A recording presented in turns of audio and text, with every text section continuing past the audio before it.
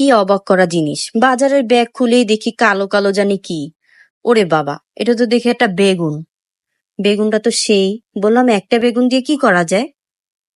বললো তোমার বেগুন তুমি কি করবে তুমি জানো, তুমি আমাকে বলছো বেগুন আনতে, আমি বেগুন খাই না, এজন্য তোমার জন্য একটা বেগুনই আনছি। আচ্ছা, তাহলে দেখি একটা বেগুন দিয়ে এখন কি রেসিপি করা যায়।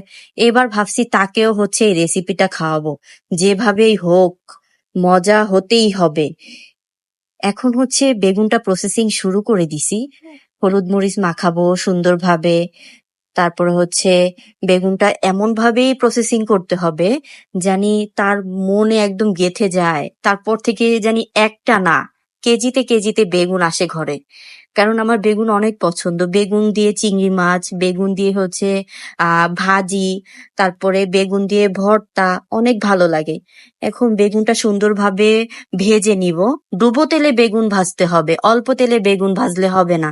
তাহলে তেল সারাদিন দিতেই থাকতে হবে, দিতেই থাকতে হবে, সব তেল বেগুন খেয়ে ফেলবে। তার জন্য কড়াই ভর্তি তেল দিয়ে বেগুন ভাজতে হবে। বেগুনটা সুন্দরভাবে এই যে ভাজা হয়ে গেছে, এখন হচ্ছে বেগুনটা উঠায়া রেখে 4টা শুকনো মরিচ সুন্দরভাবে ভেজে নিব। হ্যাঁ, এটা হচ্ছে একটা লোভনীয় খাবার হবে, একটা বেগুনে হচ্ছে 2টা রেসিপি হয়ে যাবে। সুন্দর করে পেঁয়াজ কুচি করে নিব।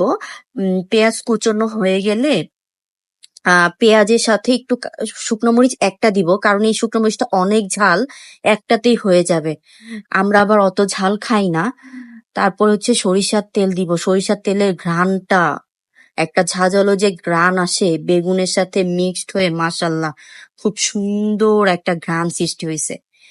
এইটার ঘ্রাণ শুনেই হচ্ছে বলা শুরু করছে, তুমি কি বানাচ্ছ।